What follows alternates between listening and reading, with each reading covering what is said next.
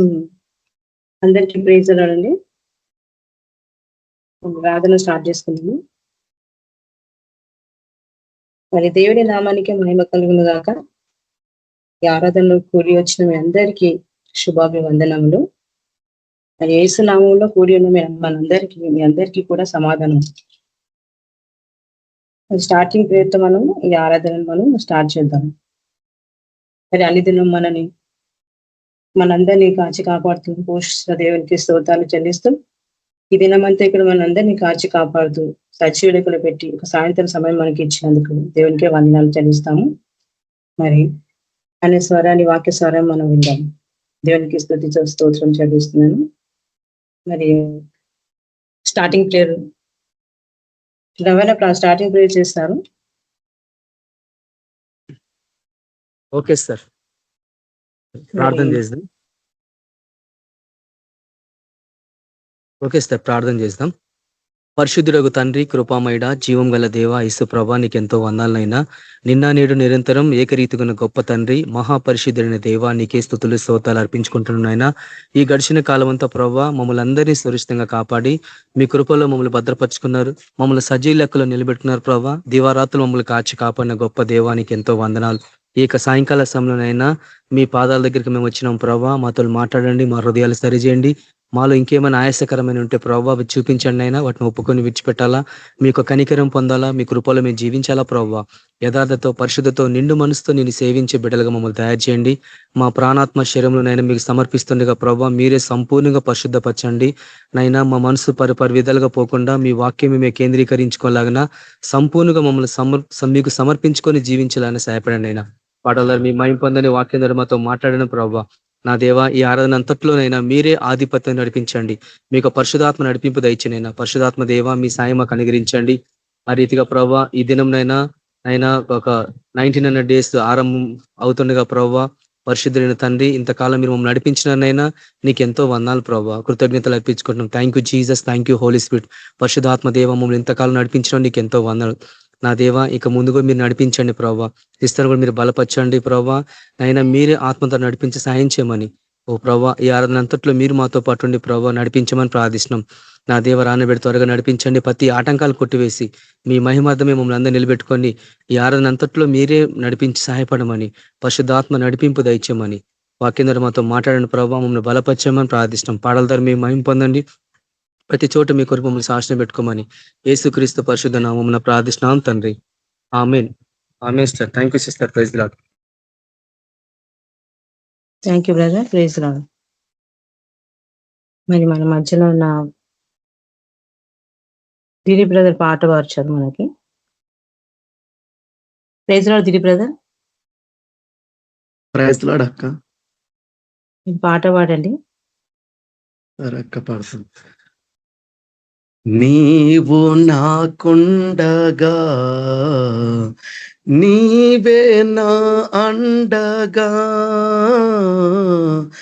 నీవు నాకుండగా నీవే నా అండగా, నీవేనా నీవేనా నీవేనా నీవేనా ఆత్మదాహము తీర్చిన వెంబడించిన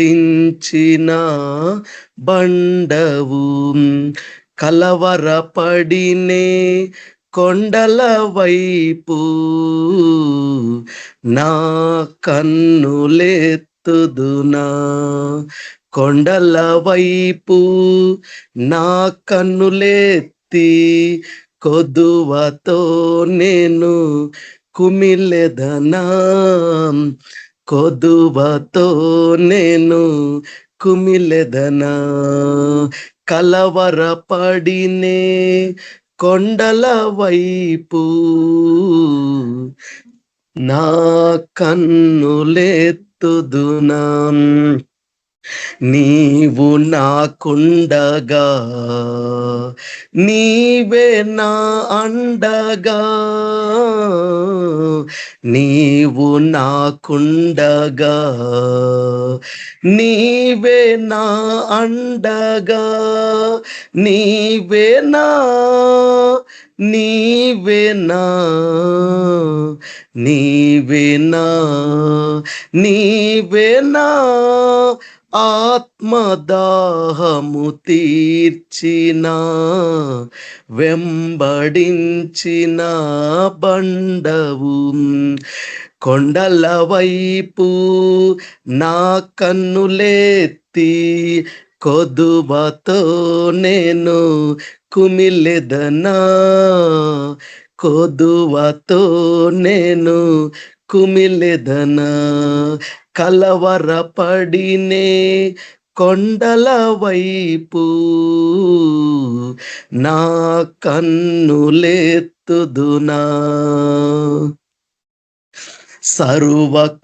సర్వకృపానిధివి సంపదల గనివి సర్వకృపానిధివి సంపదల గనివి సకలము సకలము సకలము సకలము చేయగల నీ వైపే నా కన్నులెత్తి చూచేదా కొండల వైపు నా కన్నులెత్తి కొదువతో నేను కుమిలెదనా కొదువతో నేను కుమిలెదనా కలవరపడినే కొండల వైపు నా కన్నులెత్తుదునా నిత్యము కదలని సియోను కొండపై నిత్యము కదలని సియోను కొండపై యేసయ్యా యేసయ్యా యేసయ్యా యేసయ్యా నీదు ముఖము చూచుచు పరవశించి పాడేదం కొండల వైపు నా కన్నులెత్తి కొదువతో నేను కుమిలెదనా కొదువతో నేను కుమిలెదనా కలవరపడినే కొండల వైపు నా కన్నులెత్తుదునా కొండల వైపు నా కన్నులెత్తి కొదువతో నేను కుమిలెదనా కొదువతో నేను కుమిలెదనా కలవరపడినే కొండల వైపు నా కన్నులెత్తుదునా నిత్యము కదలని సియోను కొండపై నిత్యము కదలని సియోను కొండపై యేసయ్యా యేసయ్యా యేసయ్యా యేసయ్యా నీదు ముఖము చూచుచు పరవశించి పాడేదా కొండల వైపు నా కన్నులెత్తి కొదువతో నేను కుమిలెదనా కొదువతో నేను కుమిలెదనా కలవరపడినే కొండల వైపు నా కన్నులెత్తి చూచేదా. Hallelujah. Praise Lord sister. Thank you.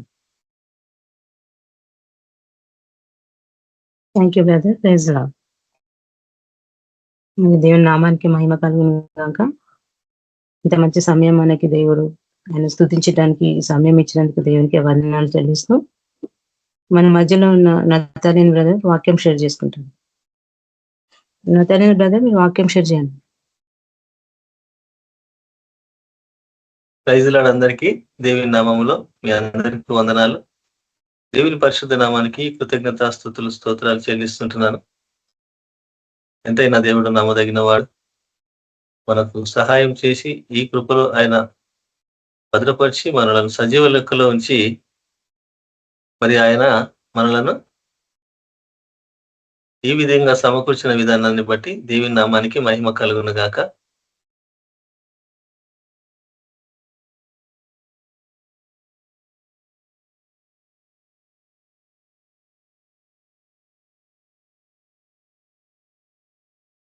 Voice వినిపిస్తుందా బ్రదర్? వినిపిస్తుందన్న. మీరు ఫోన్ రొటేట్ ఆ, చెప్పండి అన్న. ఫోన్ కొంచెం రొటేట్ చేయండి. వినిపిస్తుంది. ఇదేందో వచ్చింది మధ్యలో, అందుకని. ఓకే బ్రదర్, బాగానే ఉంది బ్రదర్. నతానియల్ బ్రదర్ అన్నా ఏం కదిలిపోకండి, బాగానే ఉంది.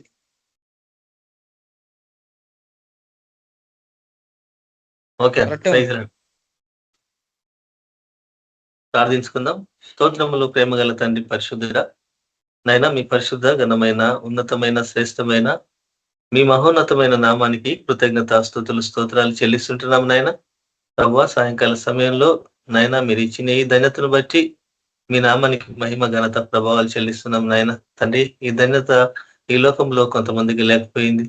ప్రభువా, మమ్మల్ని ప్రేమించి ఇచ్చిన ఈ ధన్యతను బట్టి మీ నామానికి కృతజ్ఞతాస్తుతులు స్తోత్రాలు మహిమ ఘనత ప్రభావాలు అర్పిస్తుంటున్నాం నాయన. తండ్రి నాయన, మరి ప్రార్థనకు జవాబు దయచేసిన దేవ స్తోత్రం.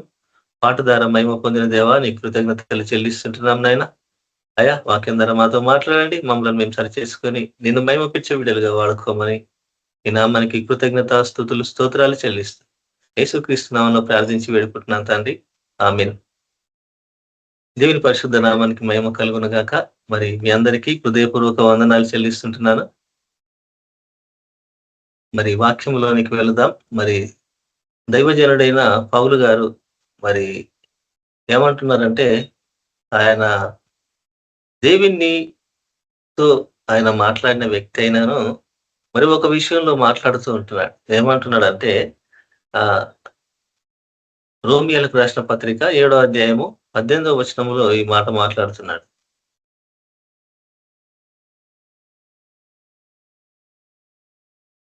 రోమియోలకు రాసిన పత్రిక 7వ అధ్యాయము 18వ వచనంలో, నా యందు అనగా నా శరీరమందు మంచిదేదియో నివసింపదని నేను ఎరుగుదును అంటున్నాను. అంటే పాప నియమము అనేది మనిషి ప్రతి ఒక్కరిలో ఉన్నది కాబట్టి ఆయన మరి మంచిదేదియో అంటున్నాయన. నా యందు అనగా నా శరీరమందు అంటున్నాయన. నా శరీరమందు మంచిదేదియో నివసింపదని నేను ఎరుగుదును అంటున్నాడు. మరి శరీర నియమాలు ఆ విధంగా ఉంటాయని ఆయన బయలుపరుస్తూ ఉంటున్నాడు.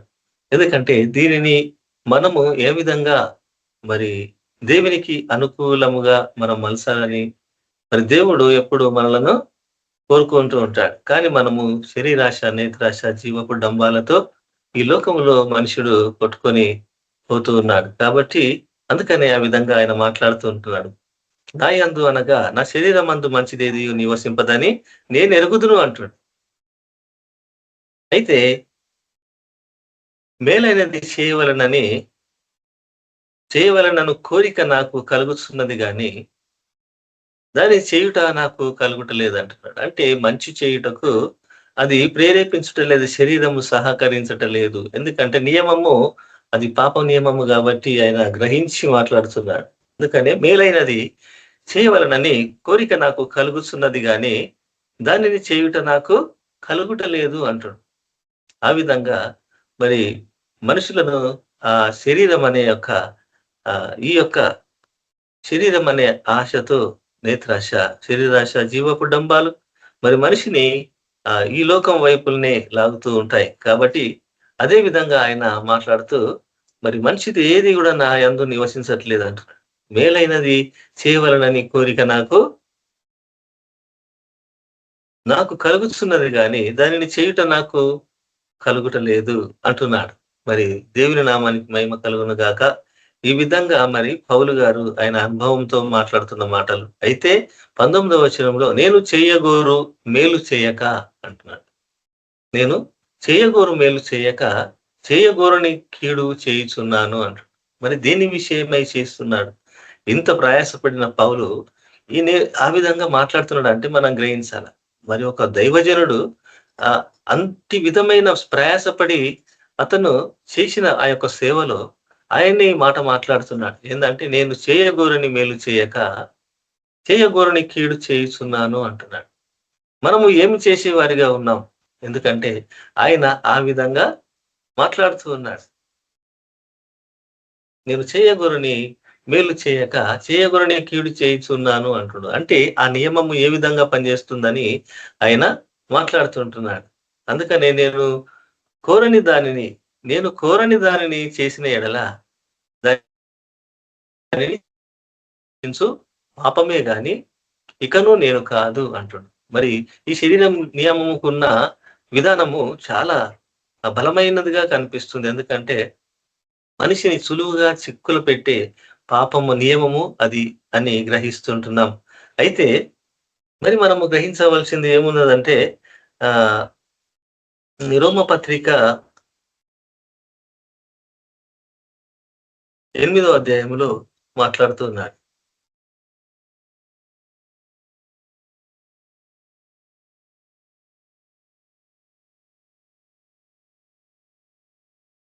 ఏమంటున్నాడంటే 8వ అధ్యాయము 2వ వచనంలో కూడా మరి దైవజనుడైన పౌలు గారు ఈ విధంగా మాట్లాడుతూ ఉంటున్నాడు. ఏమంటున్నాడంటే క్రీస్తు యేసునందు జీవమునిచ్చు ఆత్మ యొక్క నియమము. అంటే ఈ శరీర నియమము ఈ విధంగా ఉంది. పాపానికి ప్రేరేపిస్తున్న శరీరం ఇది. మరి మనము మంచి చేయాలన్నా కూడా అని కోరిక నాకు కలుగుతున్నది కానీ నేను పాపమే చేస్తున్నా. దీనికి కారణం ఏంది? నా యందు నివసించు పాపమే, పాప నియమము ఇంకా నాలో ఉన్నది, పనిచేస్తుంది అని అక్కడ పౌలు గారు చెప్తున్నారు. ఇక్కడ ఏమంటున్నాడంటే 8వ అధ్యాయము రోమపత్రిక 2వ వచనంలో క్రీస్తు యేసునందు జీవమునిచ్చు ఆత్మ యొక్క నియమము ఈ విధంగా ఉంది. ఆత్మ యొక్క నియమము పాప మరణముల నియమము నుండి నన్ను విడిపించెను అంటుంది ఇక్కడ. మరి ఎందుకంటే ఆ పాపము మరణము అనే నియమముల నుండి మరి విడిపించిందంట.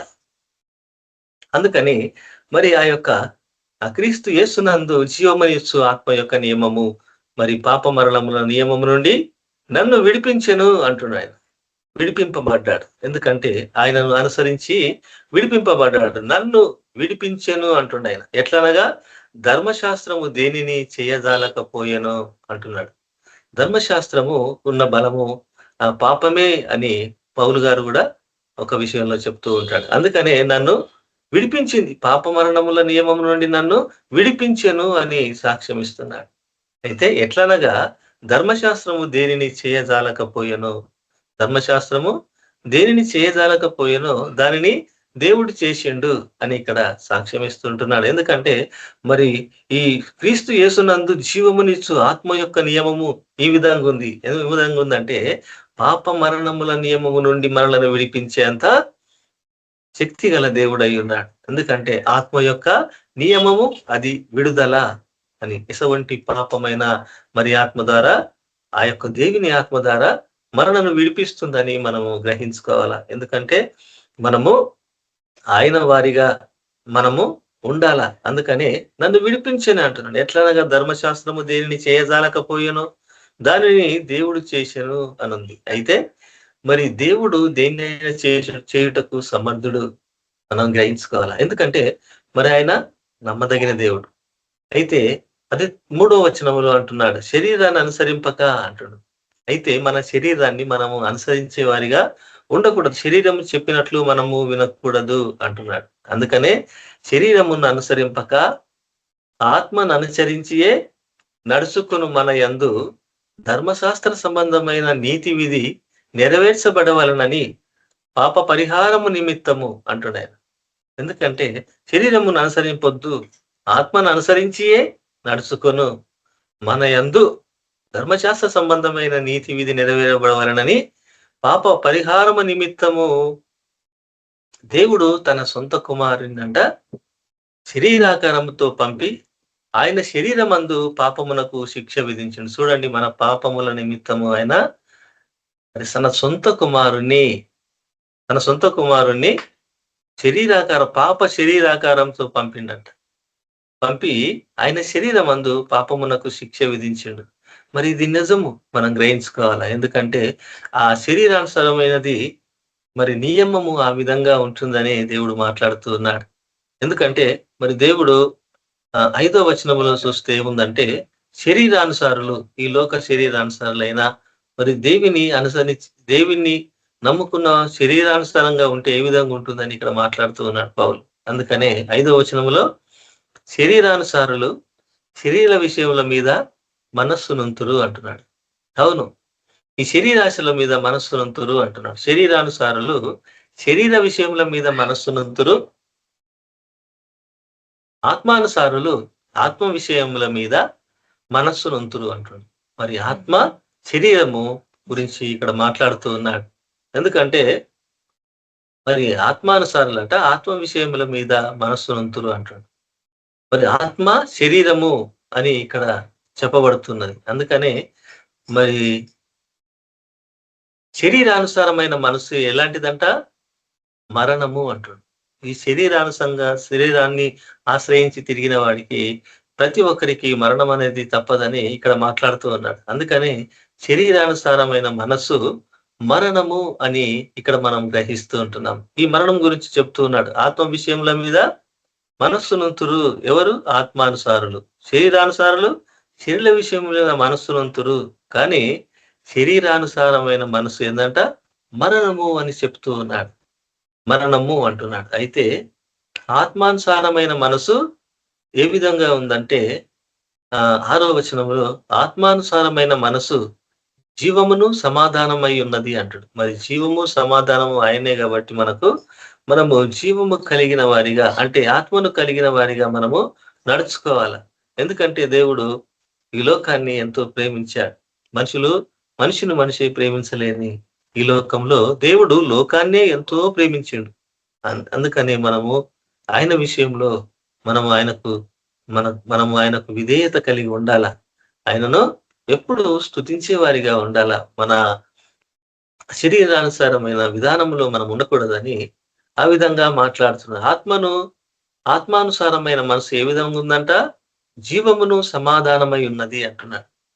జీవమును సమాధానమునై ఉన్నది అంటాడు. ఏలయనగా శరీరానుసారమైన మనసు దేవునికి విరోధమై ఉన్నదంట. మరి ఈ పాప నియమముల మరణము నుండి మనల్ని రక్షించింది ఈ యొక్క ఆత్మయే కాబట్టి మరి ఏలయనగా శరీరానుసారమైన మనస్సు దేవునికి విరోధమై ఉన్నది అంటాడు. మనము శరీరానుసారంగా నడుచుకుంటే దేవునికి ఎప్పుడు మనం విరోధులుగానే ఉంటాం. కాబట్టి మనము ఆత్మానుసారులుగా ఉంటే జీవము కలిగిన వారమై జీవింపజేస్తుంది ఆత్మ అని మరి లేఖనములు సెలవిస్తూ ఉంటున్నాయి. అందుకనే మనము ఏ విధంగా ఉండాలని మనము నిర్ణయించుకోవాలి. మన చేతిలోనే ఉంది కాబట్టి ఇక్కడ ఆ దేవుడు మరి ఆయన మాటలుగా ఇక్కడ మాట్లాడుతూ ఉన్నాడు. ఏలయనగా శరీరానుసారమైన మనసు దేవునికి విరోధమై ఉన్నది, అది దేవుని ధర్మశాస్త్రమునకు లోబడదు అంటాడు. అవును, దేవుని మాటలు వినడానికి అది లోబడేదిగా ఉండదు. కాబట్టి మరి మనము ఏ విధంగా ఉండాలి అని అంటే ఏలయనగా శరీరానుసారమైన మనసు దేవునికి విరోధమై ఉన్నది, అది దేవుని ధర్మశాస్త్రమునకు లోబడదు అన్నాడు కదా. ఏ మాత్రమును లోబడనేరదు అంటాడు. అంటే అంత వ్యతిరేకత ఈ శరీరానుసారానికి. ఈ శరీరాన్ని అనుసరిస్తే మనకు ఆ విధంగా దేవునికి వ్యతిరేకమై ఉంటాము. మన శరీర కోరికలను నెరవేర్చుకుంటే దేవునికి వ్యతిరేకమై ఉంటామని ఇక్కడ లేఖనాలు సెలవిస్తుంటున్నాయి. అయితే మనం ఈ లోకములో ధనమును, డబ్బును, మరి ప్రతి ఒక్కటి భూములను, నగలను ఈ విధంగా ఆశిస్తూ మనిషి ఆ శరీరాన్ని సంతోష పెట్టుకొని మనసును సంతోష పెట్టుకొని శరీరాన్ని ఉత్సాహపరుచుకుంటూ ఉంటారు. కానీ అది అందుకనే మరి మత్తయి సువార్తలో కూడా ఆ మాట అంటాడు, మీరు ఈ లోకములో ధనమును సంపాదించుకొనకుడి అంటాడు. ఇక్కడ చిమ్మట కొడుతుంది, తుప్పు బట్టి ఖరాబ్ అయిపోతాయి, కానీ అక్కడ మీరు పరలోకమందు మీరు ధనము కూర్చుకొనుడి అంటున్నాడు. కానీ అది మన మనసు, మన శరీరము దానికి నిరాకరిస్తుంది. ఎందుకంటే నిజాన్ని ఎప్పుడు అది, అందుకనే అంటున్నాడు,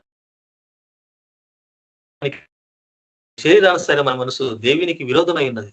అది అది దేవుని ధర్మశాస్త్రమునకు లోబడదు అంటుడు. ఏ మాత్రమును లోబడనేరదు. అవును, మరి అది లోబడనేరదు కాబట్టి మనము దాన్ని లోపరిచే వారిగా ఉండాల. అందుకనే మరి 8వ వచనంలో, కాగా ఆ శరీర స్వభావము గలవారు దేవుణ్ణి సంతోషపరచనేరరు. మరి దేవుణ్ణి మన శరీరాన్ని మనం సంతోషపరుచుకుంటాము, కానీ మరి దేవుణ్ణి సంతోషపరిచే వారిగా ఉండమని ఇక్కడ వాక్యము సెలవిస్తుంది. అందుకనే కాగా శరీర స్వభావము గలవారు దేవుణ్ణి సంతోషపరచనేరరు.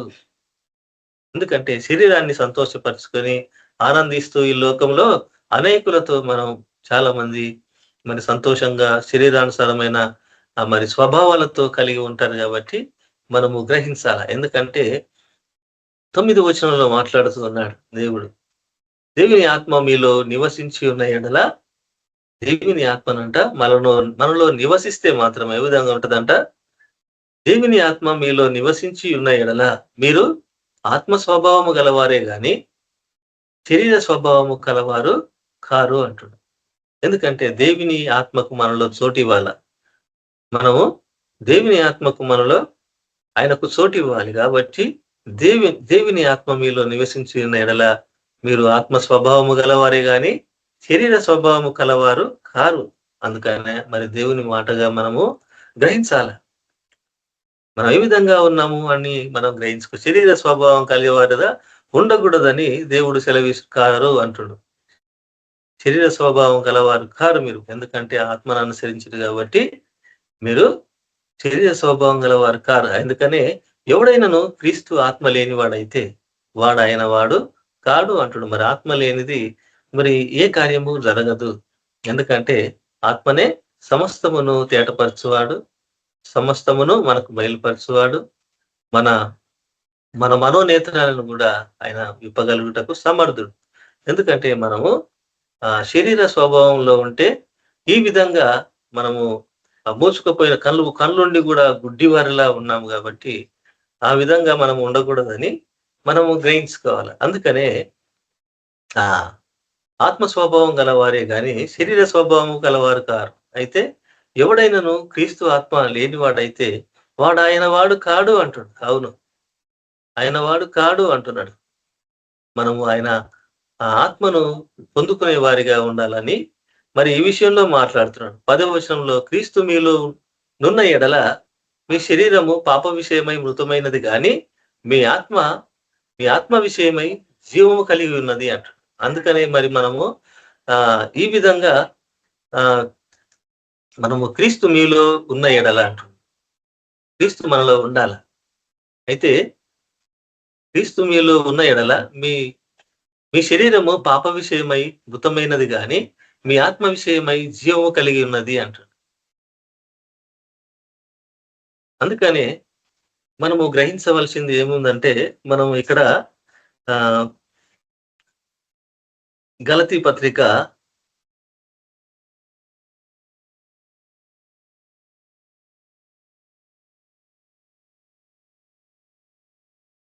5వ అధ్యాయము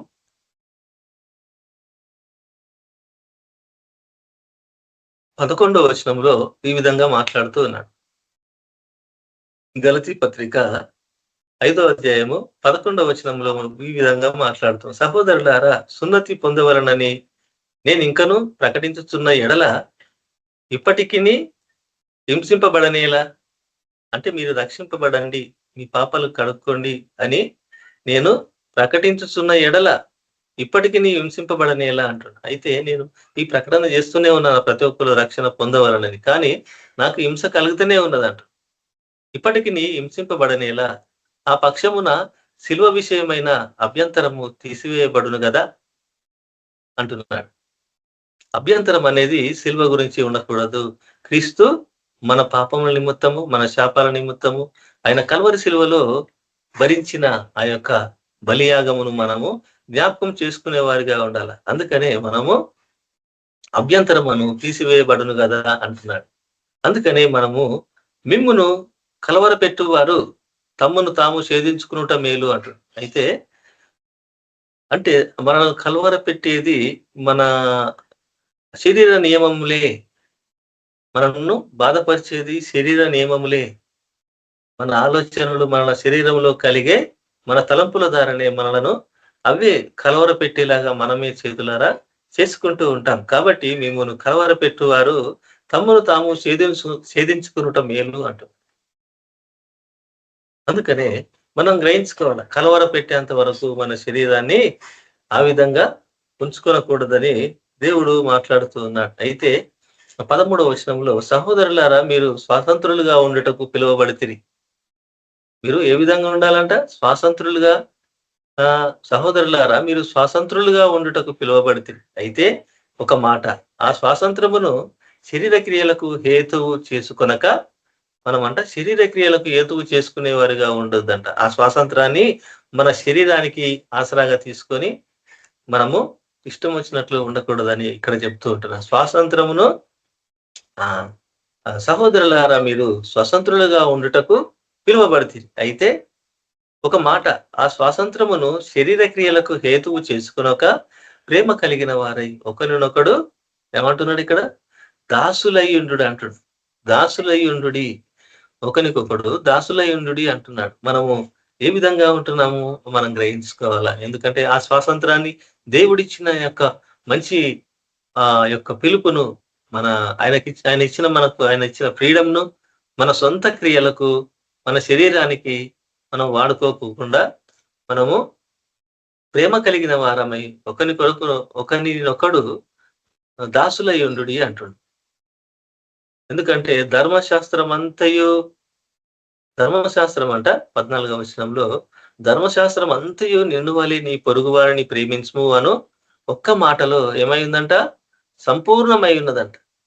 మనము గ్రహించుకోవాలి. మరి ధర్మశాస్త్రము మొత్తము నిన్ను వలె నీ పొరుగు వారిని ప్రేమింపవలెనని ప్రేమించుము అను ఒక్క మాటలో సంపూర్ణమై ఉన్నది. కాబట్టి మనము గ్రహించుకునే వారిగా ఉండాలి. అయితే మీరు ఒకరినొకరు కరుచుకొని భక్షించిన ఎడల మీరు ఒకని వలన ఒకడు బొత్తిగా నశించిపోదురేమో చూచుకొనుడి అంటాడు. మనము కనికరము చూపే వారిగా ఉండాల, ప్రేమించే వారిగా ఉండాల. అందుకనే భక్షించే వారిగా ఉండకూడదని చెప్తున్నాడు.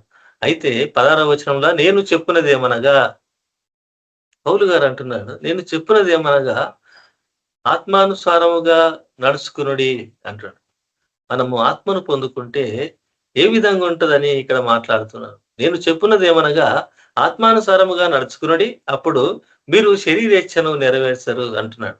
ఎందుకంటే ఆత్మనే సమస్తమునకు మూలాధారమై ఉన్నది కాబట్టి ఆత్మానుసారముగా నడుచుకునుడి, అప్పుడు మీరు శరీరేచ్ఛను నెరవేర్చరు అంటున్నాడు. మరి ఎందుకంటే మరి శరీరము మరి ఆ విధంగా పాపానికి లాగే విధానాన్ని ఇక్కడ మనకు బయలుపరుస్తూ ఉంటున్నాడు. అందుకనే మీరు ఆత్మను అనుసరించే నడుచుకొనుడి అంటున్నాడు. ఆత్మానుసారముగా నడుచుకొనుడి అంటున్నాడు. అప్పుడైతే మనము పాపం నియమములు అనేటివి మన దగ్గరికి రావు. అప్పుడు మీరు శరీరేచ్ఛను అప్పుడు మనం నెరవేర్చము. ఆత్మ మనలను ప్రేరేపిస్తూ ఉంటాడు, ఇది పాపము అని. అది మనం గ్రహించేవారిగా ఉండాలి. ఎప్పుడన్నా తప్పు చేసేటప్పుడు కూడా ఇది పాపము, మనము చేయకూడని పని అని దోపడం మన ఆత్మ, మన దేవుడు మనను ప్రేరేపిస్తూ ఉంటాడు. కానీ అది గ్రహించక అనేకమైన పాపాలకు కారకులుగా మనము శరీరాన్ని అనుసరించి చేసిన పాపాలే మనలను అక్కడ పట్టబడతాయి. మనము పట్టబడే వారిగా ఉంటాం. అందుకనే 17వ వచనంలో శరీరము ఆత్మకును ఆత్మ శరీరముకును విరోధముగా అపేక్షించును అంటు. చూడండి, శరీరం అంట ఆత్మకును ఆత్మ శరీరముకును విరోధముగా అపేక్షిస్తున్నాయంట. మరి మనం ఆత్మ శరీరము మన శరీరంలోనే ఉన్నాయి కానీ అవి ఒకదానికొకటి విరోధముగా ఉన్నాయి. కానీ ఆత్మను మనము ఎప్పుడైతే అనుసరిస్తామో ఈ శరీర నియమము పని చేయకుండా అయిపోతుంది. కాబట్టి శరీరము ఆత్మకును ఆత్మ శరీరముకును విరోధముగా ఉన్నాయి, అపేక్షిస్తున్నాయట. ఇవి ఒకదానికొకటి వ్యతిరేకముగా ఉన్నవి గనక మీరేమి చేయని తయ్యుతురో వాటిని చేయకుందురు అంటున్నాడు. ఎందుకంటే మనము పాపము చేయాలంటే చేయలేము ఆత్మ మనలో ఉంటే. మనము ఆత్మ మనలో ఉంటే పాపం చేయలేము. పాపం మనలో ఉంటే ఆత్మ మనలోనికి రాడు. ఈ 2 రకాలుగా ఇది వ్యతిరేకంగా ఉన్నాయి కాబట్టి మనము దేనిని ఆస్వాదించాలి అంటే ఆత్మను ఆస్వాదించే వారిగా ఉండాలా అని ఇక్కడ మరి పౌలు గారు మాట్లాడుతున్నారు. అయితే 18వ వచనంలో మీరు ఆత్మ చేత నడిపింపబడిన ఎడల ధర్మశాస్త్రముకు లోనైన వారు కారు అంటారు. మీరు ఆత్మ చేత నడిపించబడిన ఎడల ధర్మశాస్త్రములకు లోనైన వారు కారు అంటారు. మనం ఆత్మ చేత అంటే ధర్మశాస్త్రము శరీరానికి సాదృశ్యంగా ఉందని ఇక్కడ మనం అర్థం చేసుకోవాలి. మీరు ఆత్మచేత నడిపింపబడిన ఎడల ధర్మశాస్త్రమునకు లోనైన వారు కారు అంటే ధర్మశాస్త్రము ఇక్కడ ఏమంటాడు, ఇక్కడ ఒక పాపానికి నియమం ఇదే అని చూపిస్తుంది, గ్రహించాలి. ఎందుకంటే మనము మరి మీరు ఆత్మచేత నడిపింపబడిన ఎడల ధర్మశాస్త్రములకు లోనైన వారు కారు అన్నప్పుడు ధర్మశాస్త్రము అప్పుడు పాపమే కదా మనం గ్రహించుకోవాలి. ఎందుకంటే మరి మనము ఆత్మచేత నడిపింపబడాలని దేవుడి ఇక్కడ సెలవిస్తుంటున్నారు. అందుకే శరీర కార్యములు ఏ విధంగా ఉన్నాయంట, స్పష్టములై ఉన్నవి, అవి మనకు తెలుసు. కాకపోతే ఏంటంటే మనం గ్రహించుకునే వారిగా ఉండాలని మరి ఆయన మాట్లాడుతూ ఉన్నాడు. అదే గలతీ 5:24లో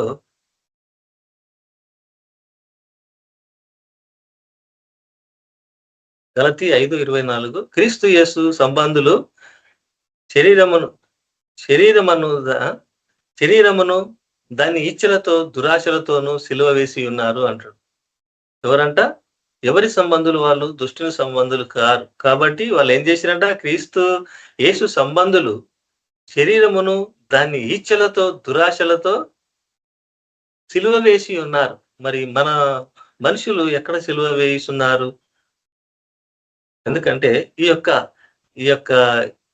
ఈచ్ఛలు, ఎందుకంటే మనుషుల దురాశలను ఇక్కడ ఈచ్ఛలతోటి దురాశలతో సిలువ వేసిరట. దేనితోటంటే క్రీస్తు యేసు సంబంధులు శరీరమును దాన్ని ఈచ్ఛలతోనూ దురాశలను సిలువ వేసి ఉన్నారు. అంటే మనం ఆత్మను అనుసరిస్తే ఎలాంటి పాప నియమము మనలో ఉండదని ఇక్కడ దాన్ని ఈచ్ఛలను దురాశలను మొత్తం సిలువ వేయవచ్చు, ఎందుకంటే దాన్ని భూస్థాపితము చేయవచ్చు అని ఇక్కడ మాట్లాడుతూ ఉంటున్నాడు. అదే 25వ వచనంలో మనము ఆత్మను అనుసరించి జీవించు వారమైతిమా, ఆత్మను అనుసరించి క్రమముగా నడుచుకుందాం. ఒకవేళ మనము ఆత్మను అనుసరించి జీవించు వారమైతిమా, ఆత్మను అనుసరించి క్రమముగా నడుచుకుందాం చక్కగా. ఎందుకంటే శరీరానికి ఏమాత్రము మన తలంపులకు, మన సొంత తలంపులకు ఏమాత్రము అవకాశం ఇవ్వకుండా మనము ఆత్మను అనుసరించి జీవించు వారమైతిమా, ఆత్మను అనుసరించి క్రమముగా అంటే ఒక్క లెవెల్గా దేవునికి అనుకూలముగా నడుచుకోవాలని క్రమముగా నడుచుకుందుము అంటున్నాడు. అయితే ఒకరినొకరము వివాదమునకు రేపకయు, ఒకరి యందొకరము అసూయ పడకయు, వృధాగా అతిశయ పడకయు ఉందము అంటున్నాడు. మనం ఈ విధంగా ఉండాలని దేవుడు మరి మనకు ఈ వాక్యం ద్వారా బయలుపరుస్తూ ఉన్నాడు. ఎందుకంటే మరి ఆయన నమ్మదగిన దేవుడు కాబట్టి మనము గ్రహించే వారిగా ఉండాలి. ఎందుకంటే 1 కొరింథీ పత్రిక కొరింథీలకు రాసిన 1 కొరింథీ పత్రిక 9వ అధ్యాయము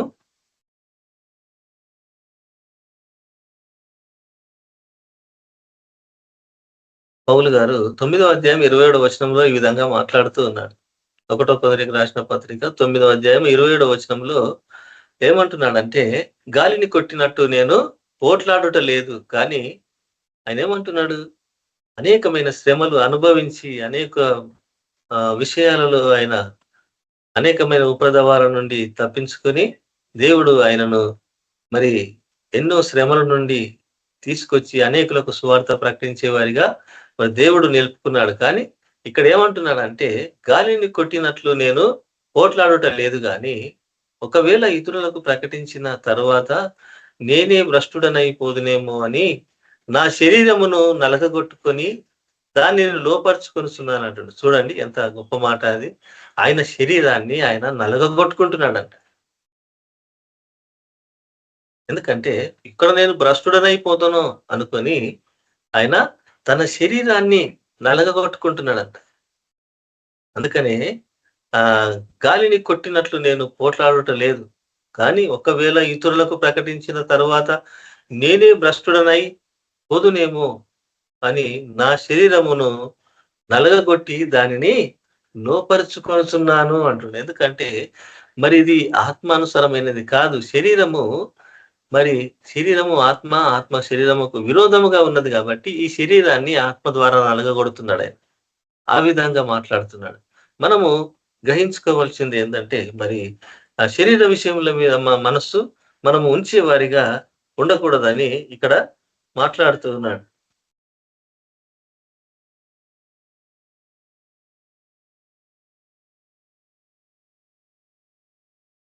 అయితే దేవుడు చెప్పే మాటల విషయంలో మనం గ్రహిస్తే కొన్ని విషయాలు మనకు బయలుపరచబడతాయి.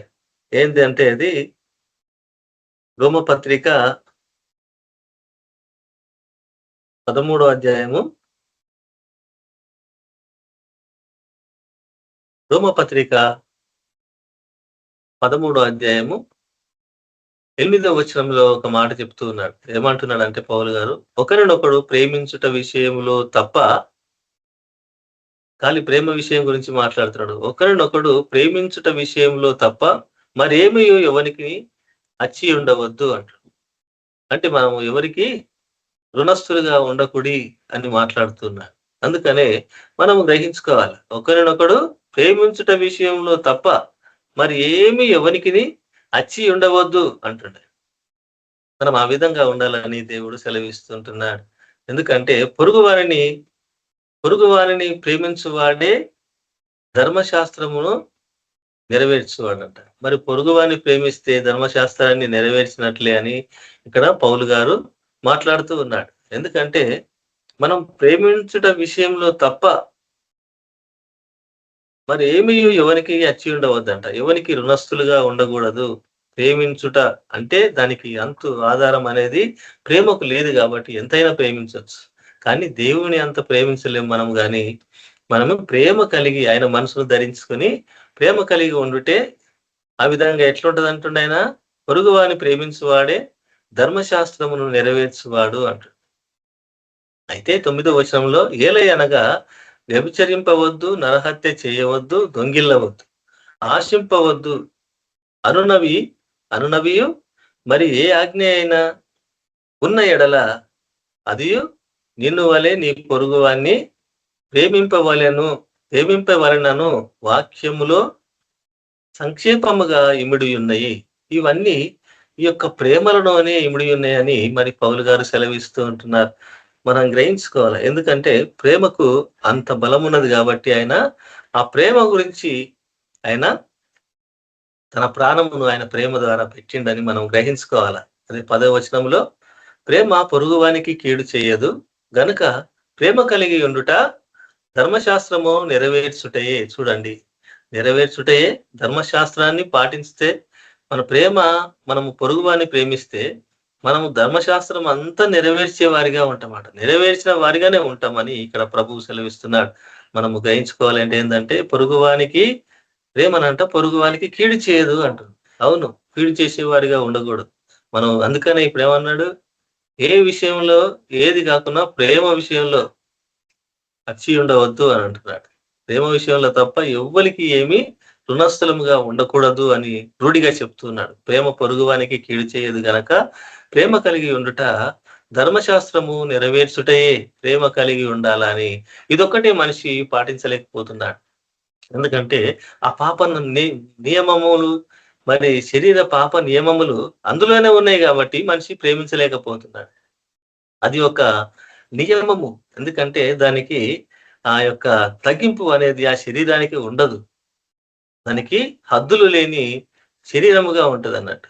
ఎందుకంటే ఆత్మ శరీరానికి, శరీరం ఆత్మకును విరోధంగా ఉన్నాయి కాబట్టి ఆత్మ యోచించేటివి శరీరానికి వ్యతిరేకంగా ఉంటాయి. మరి చేయనీయదు, అది పడుతూ ఉంటది. ఆత్మ సిద్ధమే గాని శరీరము బలహీనమని మరి క్రీస్తు ప్రభు వారు కూడా మనకు ఒక సందర్భంలో మాట్లాడారు. అయితే మనము పొరుగు వారికి ప్రేమిస్తేనంట ధర్మశాస్త్రము నెరవేర్చుటే, ఇంకేం లేదు. ప్రేమలోనే అంత బలం ఉన్నది. కాబట్టి మనము కొన్ని విషయాలలో మనం గ్రహించుకుంటే, క్రీస్తు ప్రభు వారు రానప్పుడు, క్రీస్తు ప్రభు వారు మరి లోకానికి వస్తుండన్నప్పుడు కొన్ని కుటుంబాలు సిద్ధపడి ఉన్నాయి. చాలా మంది ఈ యేసు ప్రభు వారు ఒక రాజుగానే పుడతాడని వాళ్ళు ఎప్పుడోలే అని వాళ్ళు నిరీక్షణ వదులుకొని ఉన్న కాలంలో ఆ 2 కుటుంబాలు నిరీక్షణ కలిగి ఉన్నాయి. అవి ఎప్పుడు సిద్ధపాటు కలిగి ఉన్న కుటుంబాలు ఏంటంటే మరియమ్మ మరి ఎలిజబెత్ వాళ్ళ కుటుంబము.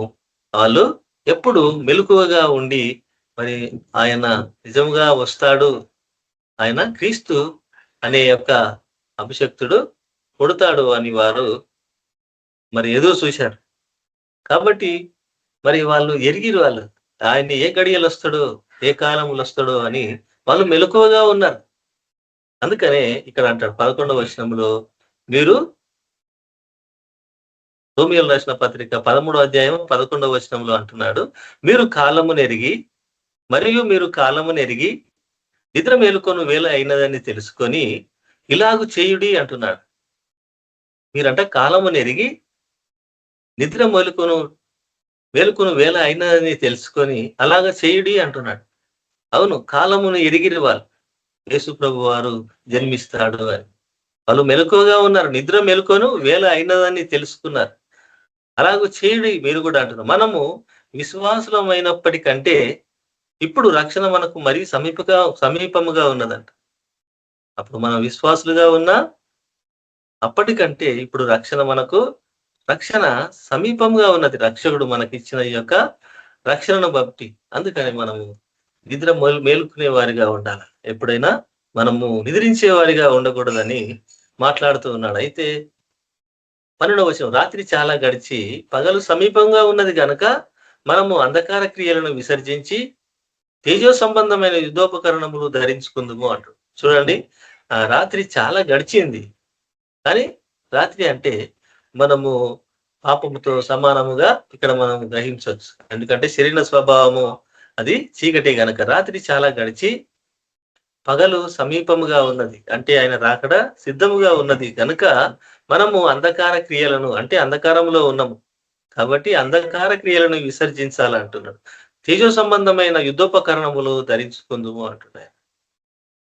అందుకనే మనము దేవుని మాటకు లోబడే వారిగా ఉండి శరీర స్వభావాన్ని ఎప్పుడు కూడా మనము నెరవేర్చుకునే వారిగా ఉండకూడదని మరి ప్రభువు మాట్లాడుతూ ఉంటున్నాడు. అందుకనే ఎఫెసీయులకు రాసిన పత్రిక 5వ అధ్యాయంలో దేవుడు ఈ విధంగా మాట్లాడుతూ ఉన్నాడు. ఎఫెసీయులకు రాసిన పత్రిక 5వ అధ్యాయము 14వ వచనంలో ఈ విధంగా మాట్లాడుతూ ఉన్నాడు.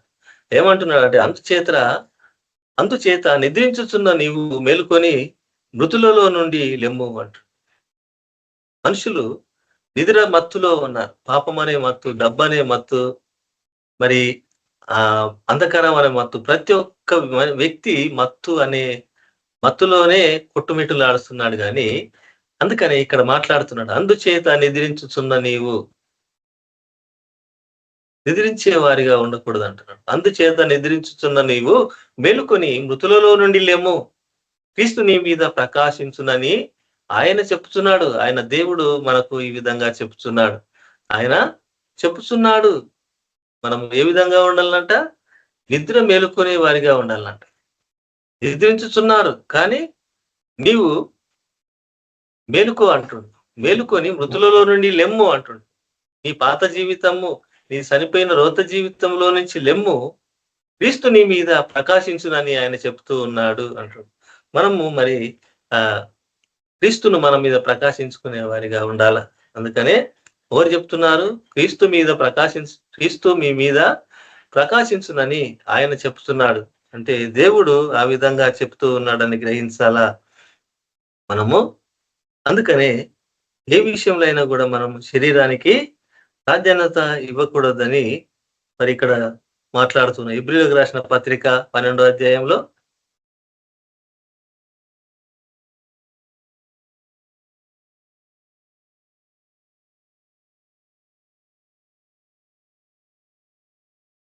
15వ వచనంలో ఏమంటున్నాడంటే, మీలో ఎవడైనాను దేవుని కృపను పొందకుండా, చూడండి ఏమంటున్నాడంటే, మీలో ఎవడైనాను దేవుని కృపను పొందకుండా తప్పిపోవునేమో అనియు, చేదైన వేరు ఏదైనాను మొలిచి కలవరపరచుట వలన అనేకులు అపవిత్రులై పోదురేమో అని పౌలు గారు ఇక్కడ మాట్లాడుతారు. ఎందుకంటే మరి వీళ్ళు ఎవడైనాను దేవుని కృపను పొందకుండా తప్పిపోవునేమో అనియు, చేదైన వేరు ఏదైనాను మొలిచి కలవరపరచుట వలన అనేకులు అపవిత్రులై పోదురేమో అనియు అనుకుంటున్నాడు. ఆ విధంగా మరి పోతారేమో అని మాట్లాడుతూ ఉన్నాడు. అందుకనే చేదైన వేరు ఏదైనాను మొలిచి కలవరపరచుట వలన అనేకులు, ఎవరు ఒక్కరు ఇద్దరు కాదు, అనేకులు, ఒక్క శరీర నియమం ఉన్నా కూడా మనము జయించలేము అని ఇక్కడ మనకు పేటగా తెలియబడుతూ ఉన్నది. ఎందుకంటే మీలో ఎవడైనాను దేవుని కృపను పొందకుండా తప్పిపోవునేమో ఒకవేళ అనియు, చేదైన వేరు ఏదైనాను మొలిచి కలవరపరచుట వలన అనేకులు అపవిత్రులై పోదురేమో అనియు, ఒక పూట కూటి కొరకు తన జ్యేష్ఠత్వపు హక్కును అమ్మివేసిన ఏశావు వంటి భ్రష్టుడైనను వ్యభిచారి అయినను ఉండునేమో అనియు జాగ్రత్తగా చూసుకునుడి అంటున్నాడు. ఎందుకంటే మరి ఈ నియమాలు శరీరానికి సాదృశ్యంగా ఉన్నాయి. ఇతడు ఒక పూట కూటి కోసము ఆ శరీరాన్ని, ఆ అలసటను తీర్చుకోవడానికి ఒక్క పూట అన్నం కోసము, ఆహారం కోసము తన జ్యేష్ఠత్వాన్ని అమ్ముకున్నాడు. అందుకనే ఒక పూట కూటి కొరకు తన జ్యేష్ఠత్వము హక్కును అమ్మివేసిన ఏసావు వంటి భ్రష్టుడైనను, చూడండి మరి భ్రష్టుడై అంటుండు, వ్యభిచారి అయినను, అంటే భ్రష్టత్వం ఉంటే వ్యభిచారంతో సమానము అని ఇక్కడ సాదృశ్యం. అందుకనే ఆ భ్రష్టుడైనను వ్యభిచారి అయినను ఉండునేమో అనియు జాగ్రత్తగా చూసుకునుడి అంటుండు. మనము మరి ఈ విధంగా పౌలు ఇంతకుముందు అదే విషయంలో మాట్లాడాడు. అందరికీ ప్రకటించిన తర్వాత నేనే భ్రష్టుడనైపోదునేమో అని ఆయన తలస్తూ ఉన్నాడు. అందుకనే మనము శరీరానికి మరి ఆత్మ చేత శరీర నియమములను సంపాల. అందుకనే మరి ఆయన నా శరీరాన్ని నేను నలగగొట్టుకుంటున్నా అంటాడు పౌలు గారు. మనం ఆ విధంగా మరి నలగగొట్టుకునే వారిగా ఉండాల. శరీర స్వభావాలు నెరవేర్చుకునే వారిగా ఉంటే మరి శరీరం ఆత్మ శరీరానికి విరోధంగా ఉన్నాయి కాబట్టి మరి దేవుణ్ణి మనము ప్రేమించలేం. కాబట్టి మరి అదే 17వ వచనంలో ఏశావు ఆ తరువాత ఆశీర్వాదము పొందగోరి కన్నీళ్లు విడుచుచు దాని కోసరము శ్రద్ధతో వెతికినను, ఏమైందంటే ఆయన ఆ తర్వాత అప్పుడంట ఏశావు తరువాత అయిపోయినాక తరువాత ఆశీర్వాదం పొందగోరి కన్నీళ్లు విడుచుచు దానికోసరము శ్రద్ధతో వెతికినను మారు మనసు పొందని అవకాశము దొరకక విసర్జింపబడనని మీరు ఎరుగుదురు అంటాడు. అవును, మనకు తెలుసు. అయినా కానీ ఆ శరీర స్వభావాన్ని మనుషులు వెంబడిస్తూనే ఉన్నారు. శరీరాన్ని సుఖపెడుతూ ఆ శరీరం కోరికలు తీర్చుకొనుచు శరీరంతో అనేకమైన పాపాలు చేయొచ్చు. మరి దేవునికి విరోధమై ఉన్న దానిని పెంచి పోషిస్తూ దాన్ని మన ఆత్మతో అణిచివేయకుండా మనము ఆత్మ కంటే ఇంకా దాన్నే, ఆ నియమాన్ని ఎక్కువ పాటిస్తే మనలో పరిశుద్ధాత్ముడు ఉండడు. కాబట్టి మనము గ్రహించుకోవాలా. ఎందుకంటే దేవుడు అన్యాయస్తుడు కాడు. ఎందుకంటే ఆయన పాప మరణముల నియమం నుండి మనలను విడిపించేవాడు. కాబట్టి మనము గ్రహించేవారిగా ఉండాలా. దేవుని విషయంలో మనము ఎప్పుడైనాను మనము ఆయనను కనుగొనే వారిగా ఉండాలా, ఆయనకు లోబడే వారిగా ఉండాలి. మనము ఆయనను వెంబడించే వారిగా ఉండాలా, ఆయనను స్తుతించే వారిగా ఉండాలి, ఆయన గణపరచాల. మనము మనుషులను సంతోష పెట్టేవారిగా ఉండకూడదు. కాబట్టి మనము ఆయనను సంతోష పెట్టేవారిగా మాత్రమే ఉండాలని దేవుడు ఇక్కడ మాట్లాడుతూ ఉన్నాడు. అయితే రోమీలకు రాసిన పత్రిక 2వ అధ్యాయము 21వ వచనంలో కూడా ఈ విధంగా మాట్లాడుతున్నాడు.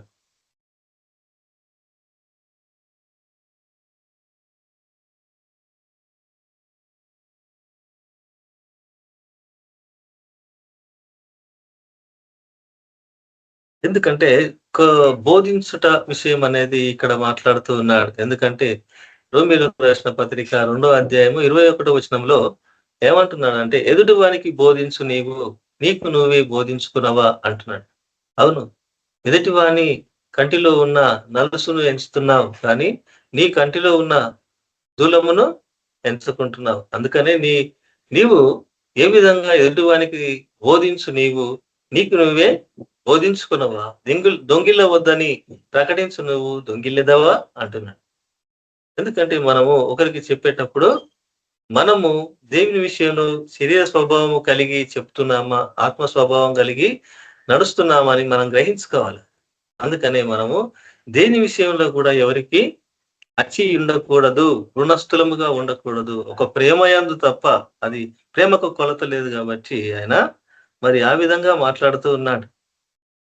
లాస్ట్ కు ఏముందంటే, మనిషి జీవితంలో మత్తయి సువార్త 7వ అధ్యాయంలో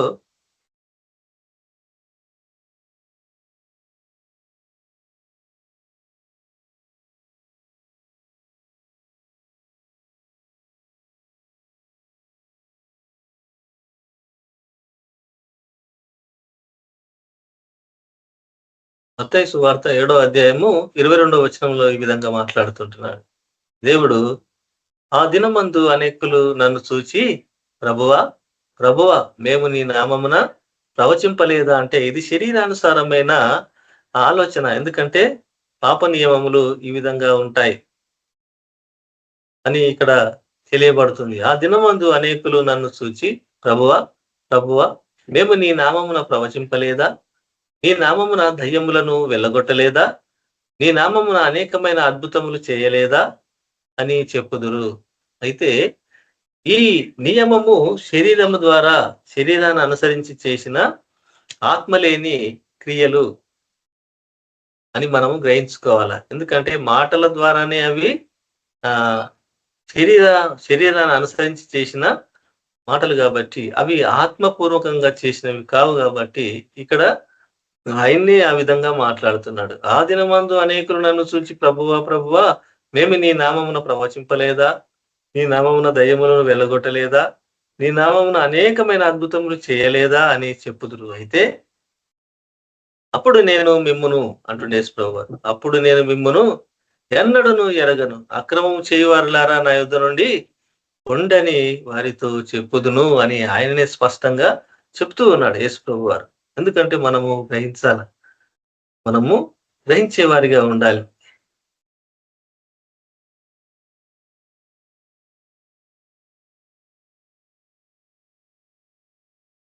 అంటే 21వ వచనంలో 7:21లో ప్రభువా ప్రభువా అని నన్ను పిలుచు ప్రతివాడు, చూడండి ఇక్కడ ఏమంటున్నాడంటే, ప్రభువా ప్రభువా అని నన్ను పిలుచు ప్రతివాడును పరలోక రాజ్యములో ప్రవేశింపడు గాని పరలోకమందున్న నా తండ్రి చిత్త ప్రకారము చేయువాడే ప్రవేశించును. అంటే ఆయన చిత్తము, ఆయన నీతి, ఆయన రాజ్యము అంటే ఆ యొక్క నీతి, ఆయన రాజ్యమును వెతికి మనము శరీరాశలను చంపి మనము ఆయనకు లోబడి జీవిస్తే ఏ విధంగా ఉంటామో ఇక్కడ చెప్తున్నాడు. ప్రభువా ప్రభువా అని నన్ను పిలుచు ప్రతివాడును పరలోక రాజ్యములో ప్రవేశింపడు గాని. పొద్దున లేస్తే అనేకులు చేస్తారు దేవునికి ప్రార్థన నాలా అయినా, కానీ వాళ్ళు ప్రవేశింపరు అని స్పష్టంగా చెప్తున్నాడు ఇక్కడ.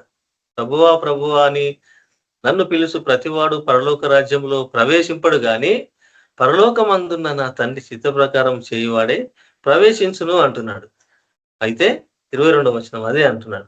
ఆ దినమందు అనేకులు నన్ను చూచి, ప్రభువా ప్రభువా మేము నీ నామమున ప్రవచింపలేదా? నీ నామమున దయ్యములు వెళ్ళగొట్టలేదా?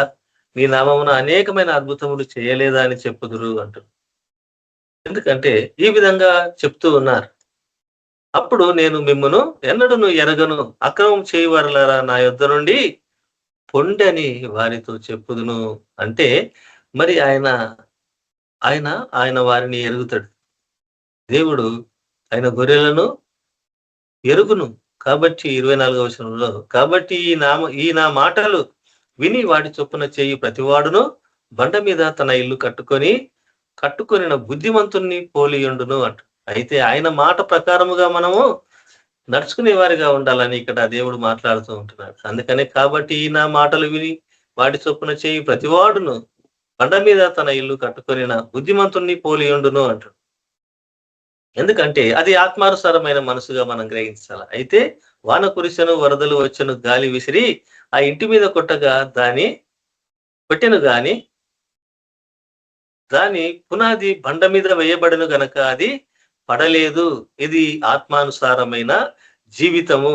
అయితే మరియు ఈయన మాటలు విని వాటి చొప్పున చేయని ప్రతివాడు ఇసుక మీద తన ఇల్లు కట్టుకొనిన బుద్ధిహీనుణ్ణి పోలి ఉన్నాడు. ఇది శరీరానుసారమైన జీవితము అని ఇక్కడ మనం గ్రహించుకోవాలా. అందుకనే వాన కురిసెను, వరదలు వచ్చెను గాని గాలి విసిరి ఆ ఇంటి మీద కొట్టెను, అప్పుడది కూలబడెను, దాని పాటు గొప్పదని చెప్పాను. అందుకనే మనము శరీరానికి ఆత్మ శరీరానికి విరోధంగా ఉన్నాయి కాబట్టి మనము ఏ విధంగా ఉండాలని ఆయన మనకు నేర్పిస్తూ ఉన్నాడు. మనం గ్రహించుకోవాలా. ఎందుకంటే దేవుడు ఎప్పుడైనా నమ్మదగిన వాడే కాబట్టి మనము ఆయన మాట వినేవాడిగా ఉండాలి. అందుకని అంటుండే ఆయన, నా యందు అనగా నా శరీరం అందు మంచిదేదియో నివసింపదని నేను ఎరుగుదును అంటుండే ఆయన. ఆయనకు తెలుసు ఈ శరీరము అనేకమైన పాపక్రియలు చేయిస్తుంది కాబట్టి శరీరం అందు ఏది కూడా మంచిది లేదు అని గ్రహించుకున్నాడు ఆయన. దాన్ని బట్టి ఆయన ఆ విధంగా మాట్లాడుతూ ఉన్నాడు. మరి ఈ విషయంలో కూడా మనము గ్రహించుకుంటే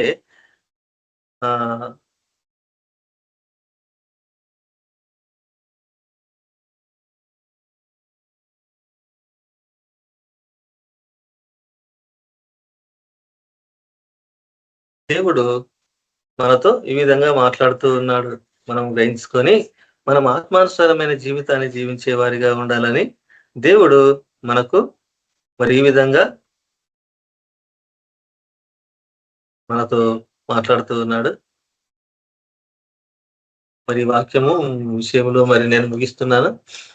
అందుకనే మొదట నేను చెప్పిన విషయము, పౌలు గారు చెప్పిన మాట ఏంటంటే, నా యందు అనగా నా శరీరం అందు మంచిదేది నివసింపదని నేను ఎరుగుదు, మేలైన దాన్ని చేయవలనని కోరిక నాకు కలుగుతున్నది కానీ దాన్ని చేయుట నాకు కలుగుటలేదంటే పాప నియమం అనేది ఆయనలో ఉన్నది. నేను చేయగోరు మేలు చేయగోరుని కీడు చేయిస్తున్నాను అంటున్నాను. నేను కోరిన దానిని చేసిన ఎడల దానిని చేయనది నా యందు నివసించు పాపమే. అంటే శరీరానుసారమైన మనసు మరణము పాపమే గాని ఇకను నేను కాను అంటున్నా. అయితే ఈయన ఆత్మను అనుసరించి నడుస్తున్నాడు గాని శరీరము నలగగొట్టక ఆ శరీరము ఎక్కడ లాగితే అక్కడ వెళ్ళినట్టుగా ఇక్కడ మనం గ్రహిస్తాం. అందుకనే మనము శరీరానికి రుణస్థులము కాము అంటాడు. అందుకనే మనము ఆత్మను అనుసరించి నడుచుకోవాలా. అందుకనే ఆత్మ లేనివాడు నావాడు కాడు అని అక్కడ దేవుడు స్పష్టంగా చెప్తూ ఉన్నాడు. మనము ఆత్మానుసారంగా ఉండి ఆత్మ చేత శరీర క్రియలను చంపిన ఎడల మనము జీవిస్తామని పరిశుద్ధాత్మ ద్వారా దేవుడు మనకు బయలుపరిచాడు. మరి వాక్యం ముగిస్తున్నాను. దేవుని నామంలో మీ అందరికీ వందనాలు. మరి యొక్క వాక్యము దేవుడు దీవించును గాక.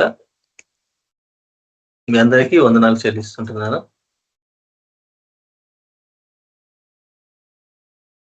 స్తోత్రములు ప్రేమగల తండ్రి, పరిశుద్ధుడా, మీ పరిశుద్ధ నామానికి స్తోత్రాలు చెల్లిస్తుంటున్నాను ఆయన. గొప్ప దేవుడా, సర్వశక్తివంతుడా, జీవాధిపతి, మీ పరిశుద్ధ నామానికి కృతజ్ఞతలు స్తోత్రాలు నాయన. ప్రభు ఆత్మ శరీరం గురించి మాతో మాట్లాడారు.